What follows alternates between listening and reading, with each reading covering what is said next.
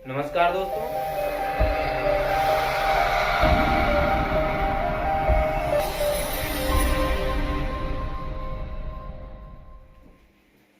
नमस्कार दोस्तों, स्वागत है आप सभी का एक बार फिर से आपके अपने YouTube चैनल ज्ञानदान एजुकेशनल ट्रस्ट पे। अपने इस क्वेश्चन के सिलसिले को आगे बढ़ाते हुए फिर से मैं हाजिर हूँ कुछ क्वेश्चंस के साथ, अच्छे क्वेश्चंस के साथ। तो आइए अपना पहला क्वेश्चन लेते हैं हम लोग। सबसे फर्स्ट क्वेश्चन है आपका, आपके सामने। वीडियो को पॉज कीजिए। और हाँ, ये क्वेश्चन आपका होमवर्क है, इसको मैं करवाने वाला नहीं हूँ, ठीक है। इसके पहले जितने क्वेश्चंस मैंने करवाए अल्फा से रिलेटेड, मतलब डिग्री ऑफ डिसोसिएशन से रिलेटेड, उसी के जैसा है, तो करने की कोशिश कीजिएगा भाई, जरूरी है, ठीक है। फिर भी एक बार मैं पढ़ता हूं और क्वेश्चन को समझा देता हूं आपको। क्वेश्चन ध्यान से सुनिएगा। लिखा है question, for a homogeneous gaseous reaction. भाई एक बात तो इसने बोल दिया, होमोजीनियस गैसियस रिएक्शन, ठीक है। For a homogeneous gaseous reaction, और रिएक्शन क्या दी गई है आपको, 2AB2 गिव्स आउट। यहां पर गैसियस लिखने की कोई रिक्वायरमेंट नहीं, क्योंकि बोल दिया उसने होमोजीनियस गैसियस। इसमें क्या बना है, 2AB बना हुआ है यहाँ पे, प्लस B2 बना हुआ है यहाँ पे, ठीक है। अब क्वेश्चन को ध्यान से, क्वेश्चन को पूरा सुनिएगा। For a homogeneous gaseous reaction, this reaction derive an expression for the degree of dissociation alpha, ठीक है। अल्फा के लिए हमें जो है एक्सप्रेशन फाइंड आउट करना है in terms of Kp and total pressure P, in terms of Kp and total pressure capital P, ठीक है। मतलब अल्फा हमको डिराइव करना है, अल्फा, चलिए यहां पे मैं लिख देता हूं, अल्फा हमको डिराइव करना है in terms of Kp, in terms of Kp and P, P के टर्म में। लेकिन नीचे एक शर्त लगा दी है इसने, नीचे एक कंडीशन बता दी है इसने कि alpha very very less than 1। तो शर्त बताई किस, क्या, alpha very very less than 1, ठीक है। बहुत बहुत छोटा है, किससे, 1 से छोटा है। तो ये प्रीवियस क्वेश्चन इस प्रकार से कर चुके हैं हम लोग, लेकिन यहां पर बस केवल एक बात चेंज आ रही है कि स्टोइचियोमेट्री आ गई है यहाँ पे। इस स्टोइचियोमेट्री है आपकी, इसका जो है थोड़ा सा खेल है यहाँ पर, ठीक है। तो इस प्रकार के क्वेश्चन को सॉल्व करने के लिए मैं आपको सिंपल सा तरीका बताता हूं। कुछ नहीं करना है, कुछ देर के लिए स्टोइचियोमेट्री को भूल जाइए, for the some time stoichiometry को भूल जाइए। सबसे पहले अपना वही पुराना फंडा, रिएक्शन को एक मोल या रिएक्टेंट को एक मोल मानिए, इनिशियल 0 1 माइनस अल्फा हो जाएगा ये, ठीक है। ये क्या हो जाएगा, अल्फा, ये भी क्या हो जाएगा, अल्फा। उसके बाद जो स्टोइचियोमेट्री हो स्टोइचियोमेट्री को मल्टीप्लाई कर दीजिए उसके साथ, ठीक है।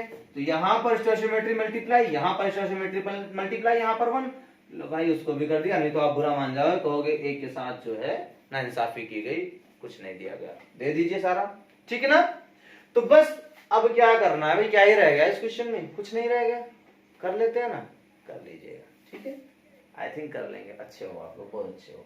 अगले क्वेश्चन पे चलते हैं हम लोग, ठीक है। नेक्स्ट क्वेश्चन पे मूव करते हैं।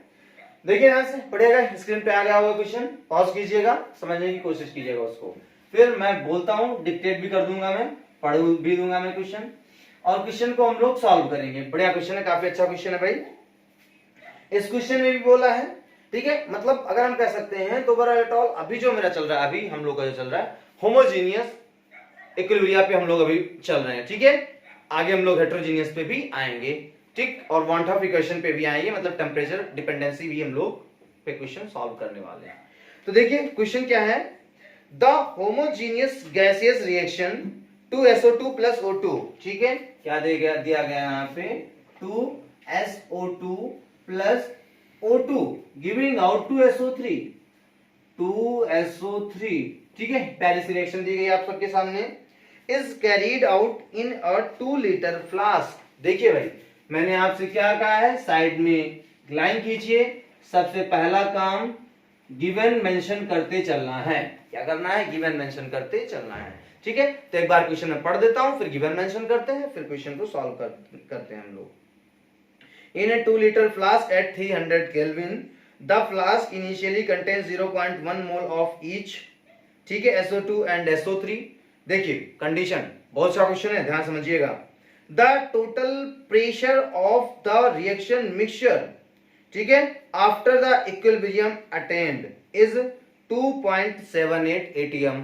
ठीक है, कैलकुलेट, फर्स्ट कंडीशन क्या करा है, कैपी कैलकुलेट करने को करा है, एंड बी मतलब सेकंड पॉइंट आपसे क्या कह रहा है कैलकुलेट करने को, mole fraction of O2 at equilibrium.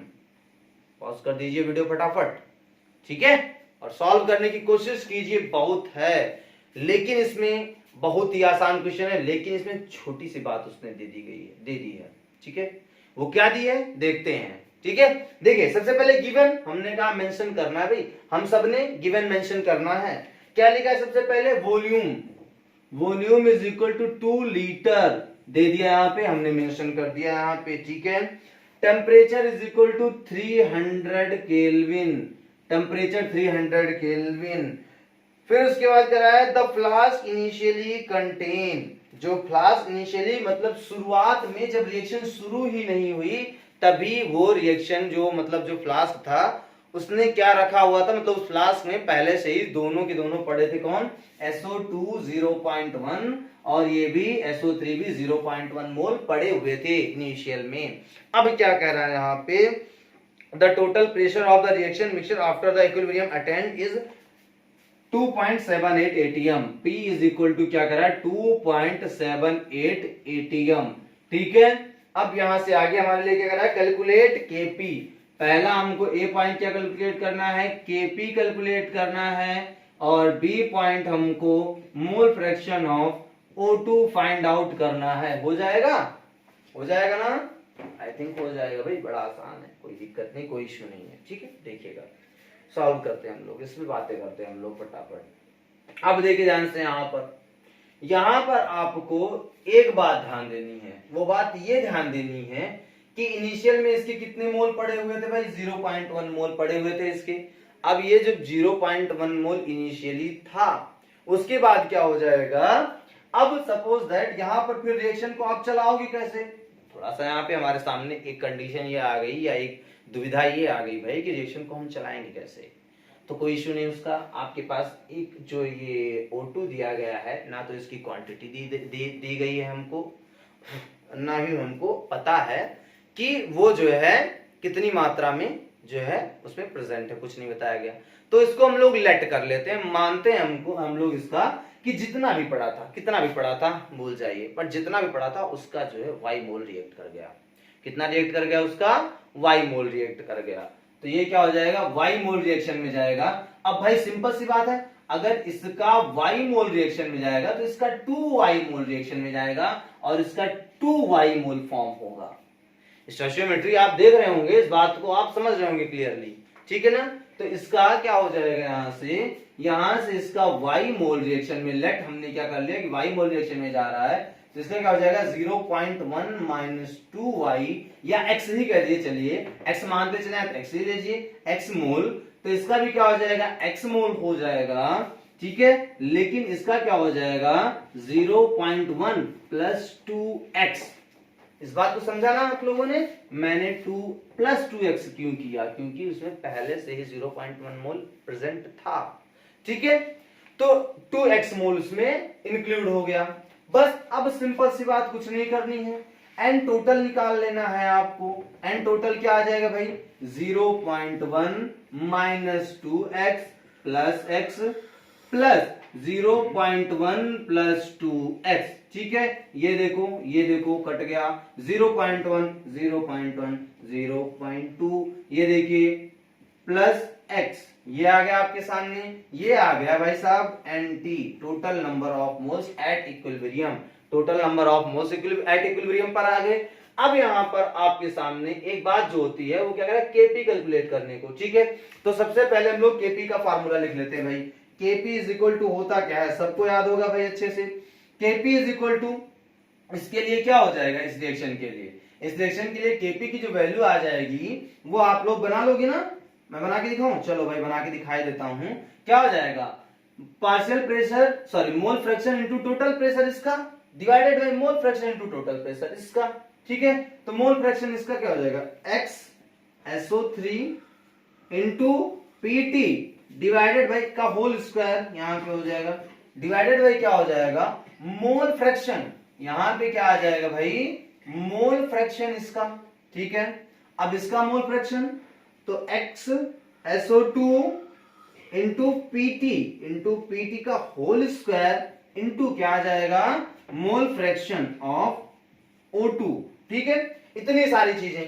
अब यहां पर आपके सामने बात आती है सर मोल फ्रैक्शन कैसे निकाला जाए इसमें। तो मोल फ्रैक्शन निकालने का बड़ा ही आसान तरीका है। सबसे पहले इसने कहा होमोजीनियस गैसियस रिएक्शन, तो हमने आपको क्लास में या चैप्टर के इनिशियल में ही, मतलब चैप्टर जब हम पढ़ रहे थे, चैप्टर हम लोग जब आगे बढ़ा रहे थे तब उसमें हमने बात की थी।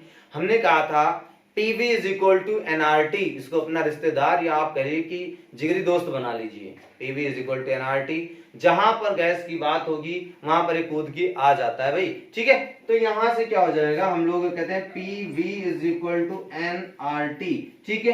तो इक्विलिब्रियम कंडीशन पे हमको V दिया गया, T दिया गया, P दिया गया है, देखो, और R तो हमको पता ही पता होता है 0.0821 ATM लीटर पर केल्विन पर मोल, ठीक है।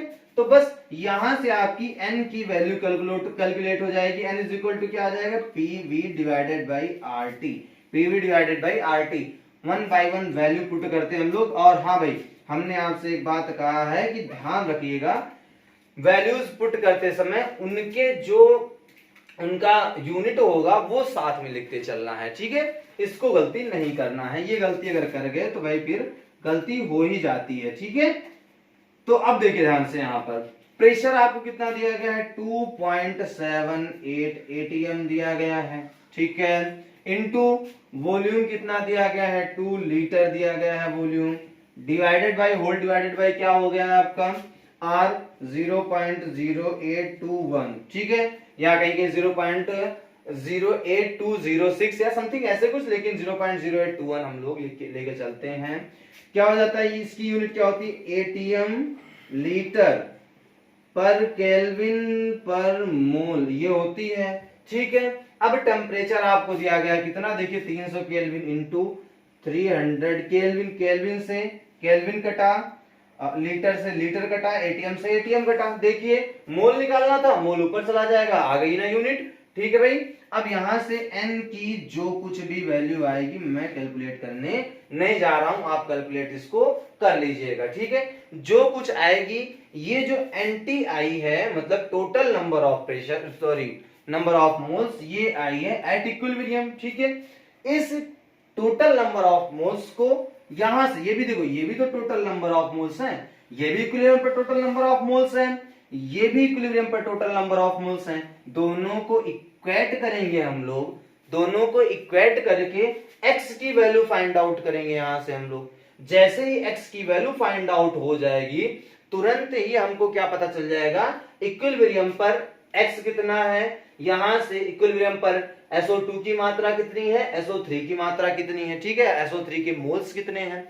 जैसे ही इनके मोल निकल के आएंगे, क्या मोल फ्रैक्शन नहीं निकल के आएंगे, टोटल नंबर ऑफ मोल्स हमको इन सभी प्लेसेस पे x की वैल्यू जैसे पुट करोगे आप तुरंत क्या निकल के आ जाएंगे, तुरंत ही निकल के आ जाएगा क्या, इसके जो है इक्विलिब्रियम पर मोल फ्रैक्शन जो है निकालने के लिए टोटल नंबर ऑफ मोल से डिवाइड करोगे, और जैसे टोटल नंबर ऑफ मोल से डिवाइड करोगे उस वैल्यू को यहां पर पुट कर देना। टोटल प्रेशर आपको दे ही रखा है, बस यहां से आप कैलकुलेट कर लोगे Kp की वैल्यू।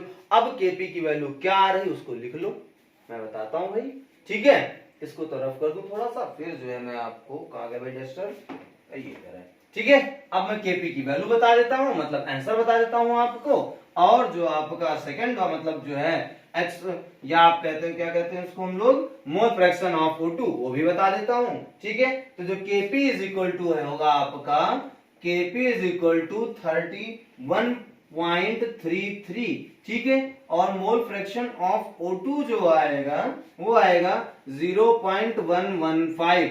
लो भाई, ये आ गई दोनों वैल्यूज आपके सामने, जितना बताया उसी हिसाब से प्रोसीड करना है, एक भी स्टेप इधर उधर करिएगा मत। अगर उसी हिसाब से आप प्रोसीड करते हो तो डेफिनेटली कैलकुलेशन ध्यान दीजिएगा, कैलकुलेशन प्रॉपरली अच्छे से कीजिएगा, ठीक है, तो आपका आंसर आ जाना है, ठीक, इतना क्लियर। अब यहां पर मैं एक बात ये बार बार बोलता हूं कि भाई गिवन साथ में लिखना है, इसका मतलब समझ लीजिए भाई, इसको मैं क्यों कहता हूं, कोई खासा रीजन नहीं है, बट इतना रीजन जरूर है उसके पीछे कि भाई अगर आप जो है गिवन साथ के साथ लिखते चलते हो तो उससे एक फायदा होता है आपका कि आपके सामने चमक रही होती हैं चीजें चमक रही होती हैं आपकी निगाह के सामने कि क्या क्या हमको दे रखा है, क्या कैलकुलेट करना है, तो उस हिसाब से फॉर्मूले के अकॉर्डिंग प्रोसीड करना आसान होता है। नहीं तो 4 बार तो क्वेश्चन पढ़ना पड़ जाता है, फिर तो क्वेश्चन एक बार पढ़िए या 2 बार पढ़िए, क्वेश्चन को अच्छे से समझिए और साथ ही साथ गिवन मेंशन कर लीजिए, ठीक है, और उनकी यूनिट भी मेंशन कर लीजिए। भाई यूनिट का बड़ा खेल होता है केमिस्ट्री में, मैं बार बार बोलता हूं, हिला के रख देती है यूनिट अगर थोड़ी सी हम गलती कर बैठते हैं तो, ठीक है। तो हमको हिलना नहीं, हमको तो जीत जाना है ना, हमको तो आगे बढ़ जाना है, ठीक है, बढ़िया से अच्छे से करके। अब देखिए अगला क्वेश्चन, इसी प्रकार से हम लोग अपने अगले क्वेश्चन पे मूव करते हैं। ये तो एक काफी अच्छा क्वेश्चन है, ठीक है। यहां से अब आपका शुरू हो गया टेम्परेचर डिपेंडेंसी ऑफ इक्विलिब्रियम, या आप कह सकते हो हाँ इक्विलिब्रियम में हम लोगों ने जो भी डिस्कस किया था पीछे टेम्परेचर डिपेंडेंसी, उसके बारे में थोड़ी बहुत बात करेंगे हम लोग, ठीक है। तो भाई देखिएगा अगला क्वेश्चन, इसको पहले मैं रफ करता हूं, देन अगले क्वेश्चन पे हम लोग चलते हैं। और अगला क्वेश्चन तो काफी अच्छा होने वाला है, बहुत अच्छा, बहुत बढ़िया क्वेश्चन है, उसको ध्यान से करिएगा सभी लोग, ठीक है। उस प्रकार के क्वेश्चन एग्जाम्स में आ भी जाते हैं, क्योंकि पता होता है एग्जामिनर को कि इस प्रकार के क्वेश्चन में बच्चे गलती कर बैठते हैं, ठीक है। ध्यान से देखिएगा क्वेश्चन क्या दिया गया आपको, फॉर अ रिएक्शन क्या दिया गया आपको भाई, CO प्लस, ये देखिए CO, ये भी gaseous, plus SO3, this is also gaseous, homogeneous reaction है भाई ये भी, ठीक है ना। क्या दे रखा है आपको, CO2 गैस बन गई है, प्लस SO2 गैस बन गई है, ठीक है। अब देखिए ध्यान से यहां पर इस क्वेश्चन में आगे क्या दे रखा है कि डेल्टा जी की वैल्यू आपको दे रखी है, तो डेल जी नॉट की वैल्यू दे रखी है, del G naught is equal to कितना दे रखा है 187.1 किलो जूल पर मोल, ठीक है ना। उसके बाद डेल्टा एच क्या दे रखा है, डेल्टा एच नॉट भी दे रखा है आपको 184.7 किलो जूल पर मोल, ये दे रखा है भैया आपको। उसके बाद क्या दे रखा है, ये सारे लोग टेम्परेचर जो दे रखा है, टेम्परेचर इज इक्वल टू कितना दे रखा है 25 degree Celsius, 25 degree Celsius, that is 298 kelvin, ठीक है ना। आगे आपसे फिर क्या कह रहा है, कैलकुलेट, आपको कैलकुलेट क्या करवा रहा है, वो फर्स्ट कंडीशन में कैलकुलेट करने को कह रहा है डेल जी नॉट एट कह रहा है 398 केल्विन, ठीक है। और सेकंड पॉइंट क्या कर रहा है आपसे, सेकंड पॉइंट में कह रहा है आपसे केपी कैलकुलेट करना है एट 398 केल्विन, ठीक है ना। इस बात को ध्यान से समझिएगा। और नीचे एक बात उसने बोल दी है, assume that delta H remains constant over the temperature interval, मतलब कि इस जो 100 डिग्री सेल्सियस 100 केल्विन, या उसको आप 100 डिग्री सेल्सियस भी बोल सकते हैं, कोई इशू नहीं, मतलब क्योंकि डिफरेंस तो भाई कांस्टेंट ही होगा हमेशा, चाहे वो आप जितने का मतलब अगर आप जो है दो सेम वैल्यू का डिफरेंस लें तो कांस्टेंट ही चलता रहेगा, उसमें अगर दोनों में बराबर चीज जोड़ घटा रहे हैं आप तो उससे मतलब नहीं है यहाँ पे। मतलब जो हमको मेन है यहाँ पर क्या है कि 398 और 298 ये जो इंटरवल है, इस इंटरवल में डेल्टा एच जो है ये कांस्टेंट बना हुआ है, डेल्टा एच नॉट इसका क्या है कांस्टेंट बना हुआ है, ठीक है। अब यहां पर हम लोगों से वो कह रहा है इस बात को कैलकुलेट करने का, ठीक है। तो अब याद कीजिएगा Helmholtz equation, Gibbs Helmholtz equation हमारे सामने था, उस इक्वेशन को हम लोग को यहां पर यूज करना पड़ेगा और देन हम लोग को इस क्वेश्चन को सॉल्व करना पड़ेगा। तो आइए भाई देखते हैं हम लोग कि कैसे किया जाता है इसका। तो गिब्स हेल्महोल्ट्ज इक्वेशन क्या था भाई, del T of del G naught divided by T is equal to minus del H naught divided by T square. ये क्या होता है आपका गिब्स हेल्महोल्ट्ज इक्वेशन होता है ये, ठीक है। अब यहां पर देखिएगा इसको क्या करना है, एक काम कीजिए आप कि डेल टू को उठाकर ट्रांसफर कर दिए, यहां से इसको क्या हो जाएगा, D del G naught divided by T is equal to क्या आ जाएगा इधर आपका minus delta H naught divided by T square, ये हो जाएगा।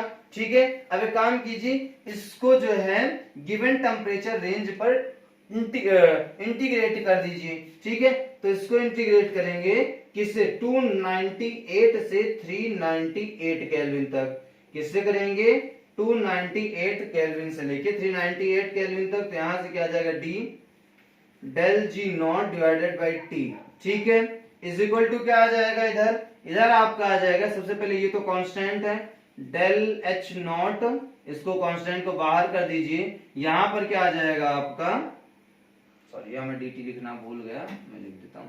ठीक है, यहां से क्या आ जाएगा आपका 298 टू 398 केल्विन तक इसको इंटीग्रेट करना है, तो क्या आ जाएगा 1 अपॉन के टी स्क्वायर डी टी। ठीक है, अब इसको जो है आपको क्या करना है, इंटीग्रेट करना है।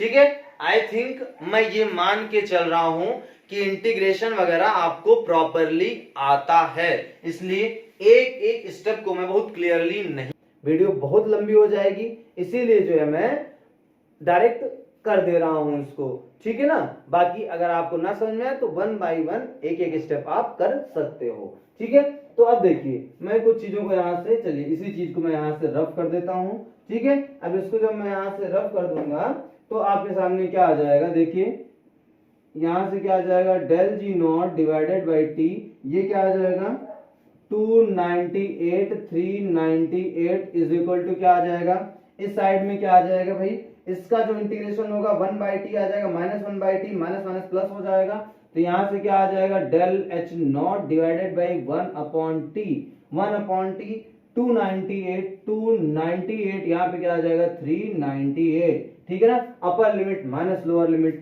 तो क्या आ जाएगा del G naught at 398 kelvin divided by 398 minus lower limit, क्या आ जाएगा minus lower limit del G naught at 298 kelvin divided by 298 is equal to क्या आ जाएगा डेल एच नॉट, ये आपका कांस्टेंट है, इसको बाहर ही रहने दीजिए, यहां से क्या आ जाएगा अपर limit minus lower limit 1 upon 398 minus क्या आ जाएगा 1 अपॉन 298, ये आ जाएगा, इस बात को ध्यान से समझिएगा।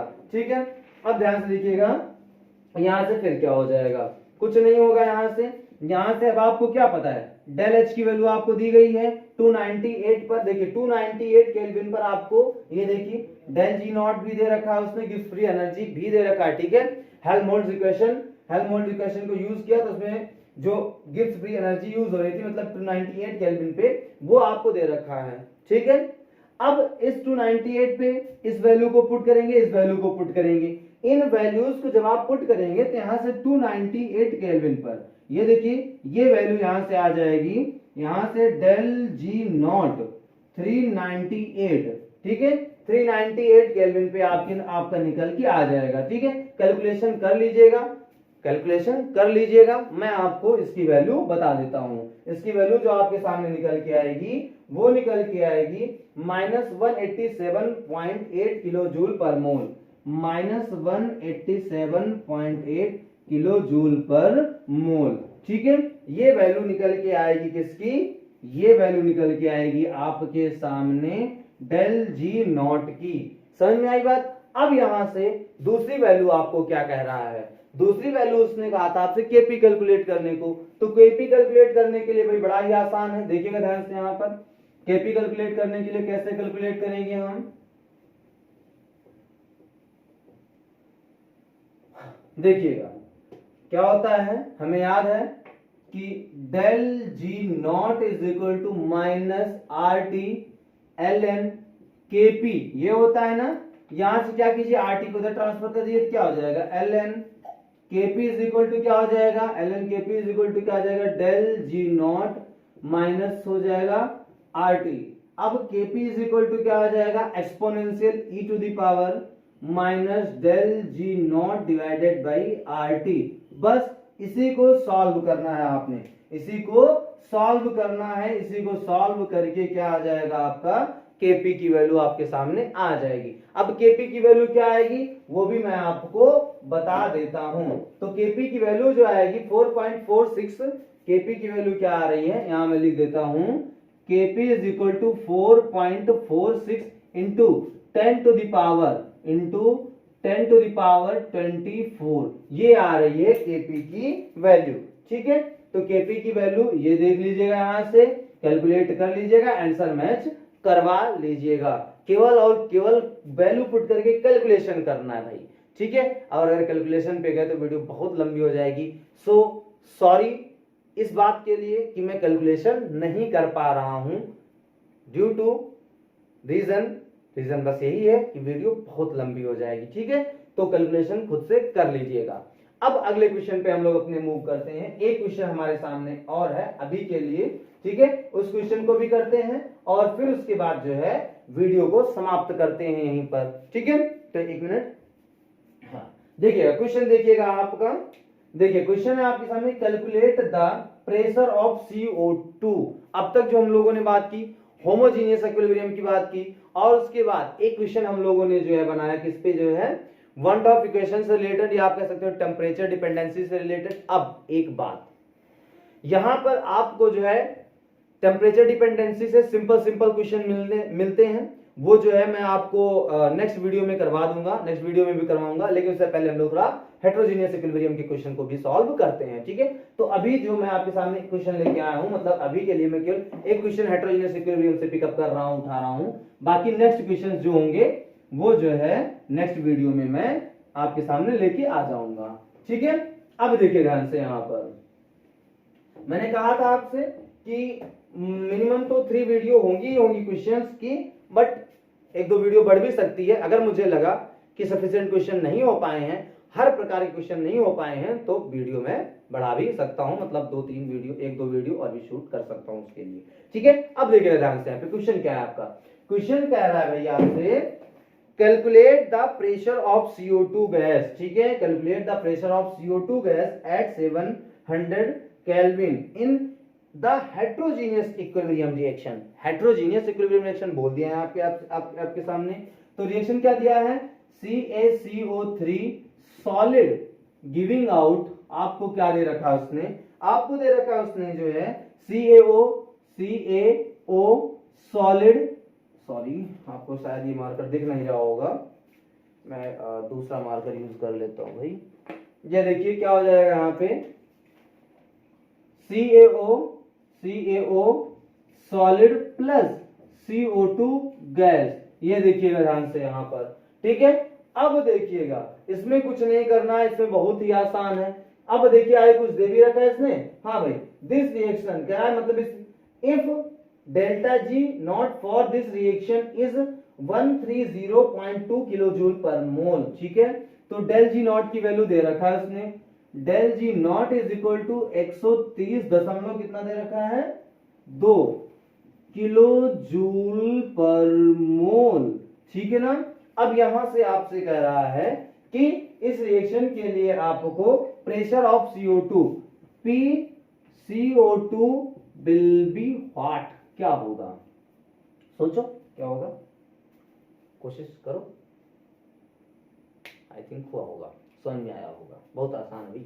देखो यहां से हम पहले Kp निकाल लेते हैं। अब Kp हमने अभी याद कीजिए, सेम इसी एग्जांपल के साथ हेटेरोजीनियस इक्विलिब्रियम हम लोगों ने जो क्या किया था, हेटेरोजीनियस इक्विलिब्रियम की बात की थी, और वहां पर हम लोगों ने देखा था कि भाई सिंपल सी बात है, ये सॉलिड हमने बताया था आपको, वही बात याद कीजिए कि जो है सॉलिड स्टेट में किसी भी सब्सटेंस की, या प्योर लिक्विड फॉर्म में या प्योर सॉलिड फॉर्म में किसी भी सब्सटेंस की जो एक्टिविटी होती है वो 1 होती है। ठीक है, तो यहां से जो Kp होता है, Kp इज इक्वल टू क्या आता है, pressure of CO2, partial pressure of CO2।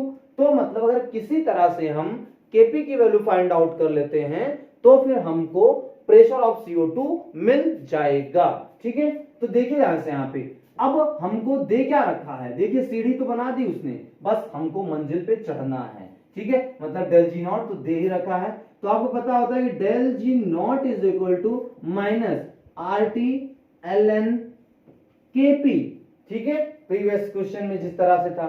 ये देखिए यहां से क्या है, यहां से देखो डेल जी नॉट दिया है, RT की वैल्यू आपको दे रखी है उसने, ठीक है, RT की वैल्यू जो है दे रखी है उसने। अब यहां से आपको क्या करना है, KP की वैल्यू कैलकुलेट करनी है। यहां से क्या करना है आपको, KP की वैल्यू को कैलकुलेट करना है, ठीक है।